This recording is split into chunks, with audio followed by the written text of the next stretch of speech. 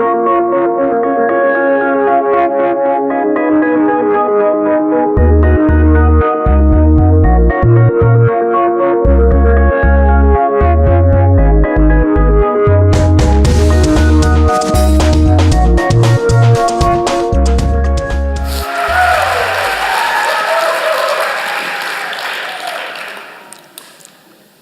hardest part of this talk for me has been in trying to think and contemplate and introspect about something that I have taken for granted every single waking moment of my life: my intense passion for South Indian or Carnatic classical music. I come from a family steeped in music. My grandfather was an acclaimed violinist. My father plays the same instrument that I do, and all my relatives either sing or play some instrument. So I had a lot of exposure to live music and recordings from a very young age. I started learning vocal music at the age of 7, and pretty early on one day my father came to me and said, "You're singing really well, but don't ever take this up as a profession." He was probably deeply influenced by his uncle, an acclaimed violinist who had died in penury back in India. I play the Mridangam, a double-headed percussion instrument used in South Indian or Carnatic music. This is the South Indian equivalent of the tabla, which is much more well-known to Western audiences. I have been playing this since the age of 9. My first teacher, Sri A. Rajachar, was also the person who taught my father in the 50s and the 60s. I've been playing for about 30 years now, and I'm currently learning from Sri Neyveli Narayanan, who is an acclaimed artist in India. Carnatic music is all about divinity and spirituality. The composer saw it as a way to find oneness with the God or the supreme power. But a very important distinction is that while inherently spiritual, this is not explicitly religious by any means. This is also inherently melodic in the sense it is comprised of ragas, which are a sequence of notes. So a change in one note of the raga can induce a catastrophic change in the mood of the listener from joy to pathos to contemplation.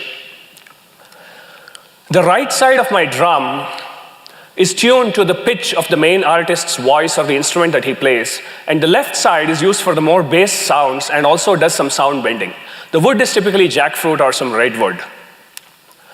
Ta, di, tom, and nam are the 4 basic strokes with which we start learning this instrument. And these are extrapolated into more complex polyphonic syllables such as tat tankidati gudarigidati tat dit tankidati gudarigidati tat tankidati gudarigidati tarangudim tad dim tad dim. A concert is typically about 2 to 3 hours long with no intermissions or restroom breaks. And you got to intensely concentrate during the concert to closely follow what the main artist is trying to do. Playing for dance has a new set of challenges in itself because you also have to be completely in sync with the feet of the dancers along with the music. So inherently, dance has many more rehearsals compared to mainstream Carnatic classical music. Playing percussion has taught me a lot of things, including subservience to the main artist. You should never extend your bounds. And also in terms of thinking on my feet, in terms of simple arithmetic, to add a unique percussive hue to the music that is being played. I've been very lucky to perform in several acclaimed institutions like the All India Radio, Doordarshan, several places in Tucson, and almost all the centers of the art here in Phoenix, including the MIM. But the Scottsdale Center has proved to be a really tough nut to crack, if you can believe it. And let me tell you why. A few years ago, they had me performing on the lawns outside. Exactly 2 weeks ago, I was performing in the lobby outside. And today, they have me talking on stage over here.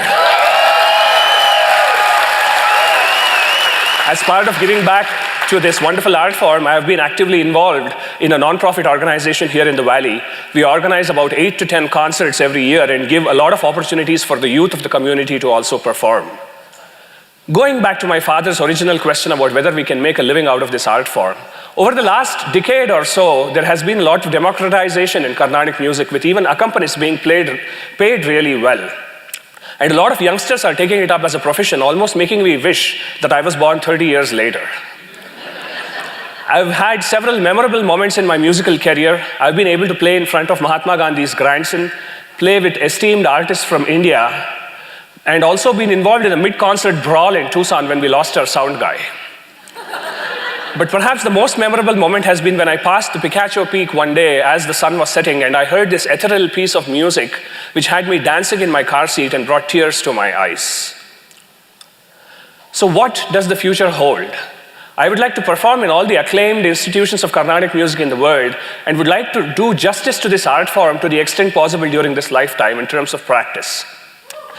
But most importantly, if I am able to transfer even a smidgen of this passion that I have for this wonderful art form to the one person who truly is my future, then I think both my musical career and my life would have been an undoubted success. Thank you.